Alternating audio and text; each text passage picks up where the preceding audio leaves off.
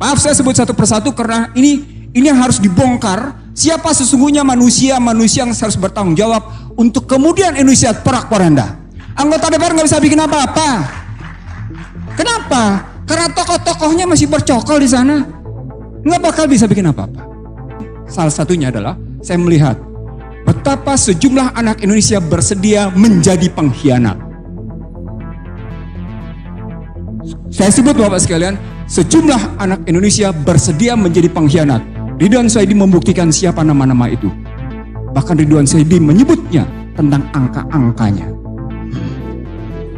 Bapak sekalian, kalau tadi Jenderal Purnawirawan Remizer Triakudu menyatakan bayi sudah punya saham, itu sosiologisnya. Konstitusionalnya, legalitasnya adalah pemegang saham negeri ini tidak lain tidak bukan adalah partai politik. Tidak bisa tidak. Konstitusi mengatur. Konstitusi menetapkan bahwa pemegang saham negeri ini adalah partai politik. Dan ketika partai politik bisa dikooptasi oleh namanya kekuatan modal, kita bukan pemegang saham, kita adalah penumpang, penyewa negeri.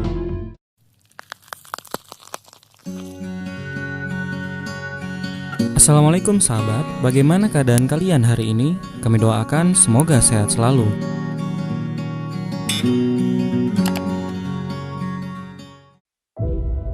Kita diintervensi melalui dunia pendidikan.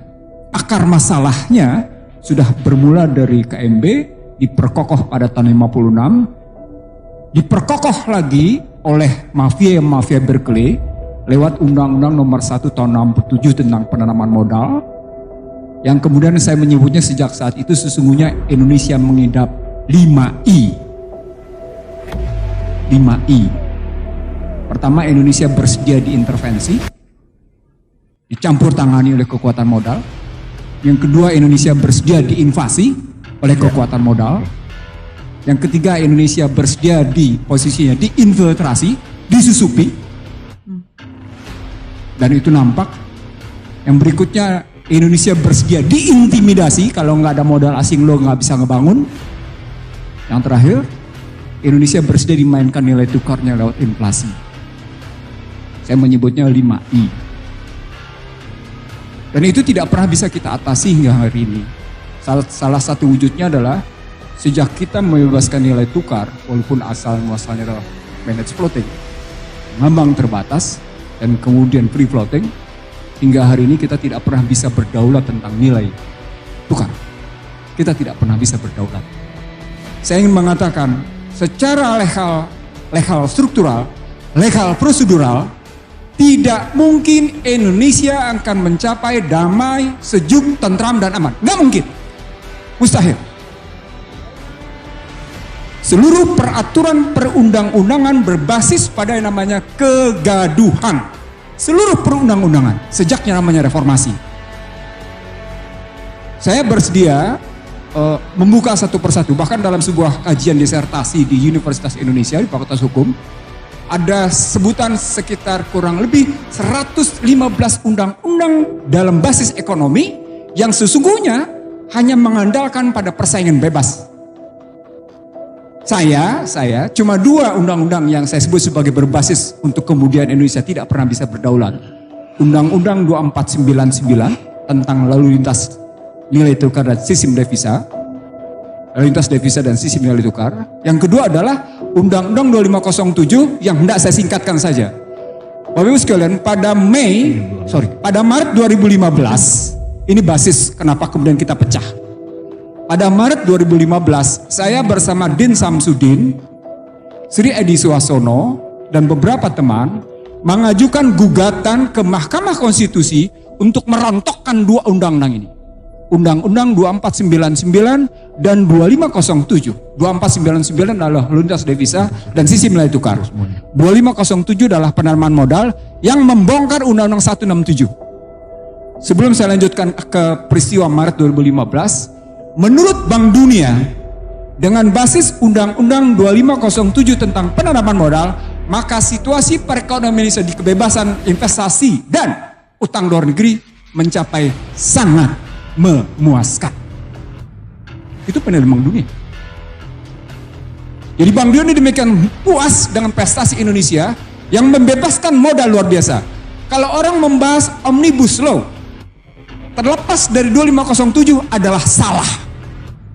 Saya ulang Bapak sekalian, kalau orang membahas undang-undang Omnibus Law terlepas dari 2507 adalah salah.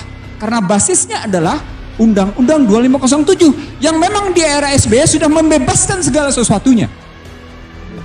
Maka cikal bakal yang dilakukan oleh Joko Widodo sekedar menyempurnakan karena akarnya dibangun oleh Susilo Bambang Yudhoyono lewat 2507 yang menterinya bernama Mari Elka Pangestu. Maaf saya sebut satu persatu karena ini yang harus dibongkar siapa sesungguhnya manusia yang harus bertanggung jawab untuk kemudian Indonesia porak-poranda. Anggota DPR nggak bisa bikin apa-apa. Kenapa? Karena tokoh-tokohnya masih bercokol di sana, nggak bakal bisa bikin apa-apa. Disinilah kemudian saya membagi dua masalah ketika kita bicara bagaimana merekatkan masyarakat Indonesia. Saya ingat betul 97, 98, 99 ketika reformasi berjalan. Salah satu statement yang saya buat adalah ketika Indonesia disusupi habis-habisan oleh Madeleine Albright dan Bill Clinton, salah satunya adalah saya melihat betapa sejumlah anak Indonesia bersedia menjadi pengkhianat. Saya sebut Bapak sekalian, sejumlah anak Indonesia bersedia menjadi pengkhianat. Ridwan Saidi membuktikan siapa nama-nama itu. Bahkan Ridwan Saidi menyebutnya tentang angka-angkanya. Saya pegang bukunya kebetulan. Saya nggak pegang angkanya. Saya tidak pegang angkanya. Tapi saya tahu siapa-siapa manusianya. Nah kerangka ini menyebut, kenapa sampai saya sebut? Saya sebut, cuma tinggal dua kekuatan masyarakat Indonesia yang membangun persatuan. Cuma tinggal dua kekuatan. Siapa itu? Kekuatan agama dan kekuatan TNI. Maka TNI berteriak, damai itu indah. Itu tahun 99. Saya percaya Pak Budi, Mezar, sekalian saya yakin betul. Semua teriak TNI, damai itu indah. Saya bingung. Kemudian SBY menyebut, jangan ngebangun kegaduhan. Siapa yang berteriak kegaduhan di SBY? Tapi sekali lagi baik TNI maupun yang namanya SBY ketika cerita tentang kedamaian kegaduhan lupa bahwa fondasi untuk gaduh dan tidak damai sudah terbangun. Terbangun luar biasa dan akhirnya orang tidak pernah bisa lagi ngebongkar. Bapak sekalian, kalau tadi Jenderal Purnawirawan Remezar Triakudu menyatakan bayi sudah punya saham, itu sosiologisnya. Konstitusionalnya, legalitasnya adalah pemegang saham negeri ini tidak lain tidak bukan adalah partai politik. Tidak bisa tidak. Konstitusi mengatur. Konstitusi menetapkan bahwa pemegang saham negeri ini adalah partai politik. Dan ketika partai politik bisa dikooptasi oleh namanya kekuatan modal, kita bukan pemegang saham, kita adalah penumpang, penyewa negeri ini. Saya pernah sampaikan ini di dua TV swasta, salah satunya Kompas, lainnya ada Trans TV. Selebihnya saya di-ban. Dari sini Bapak sekalian saya berpendapat, sesungguhnya gagas berpikir Indonesia sejak Undang-Undang Dasar 45 sebelum diintervensi sesungguhnya adalah perlawanan terhadap sistem kapitalis.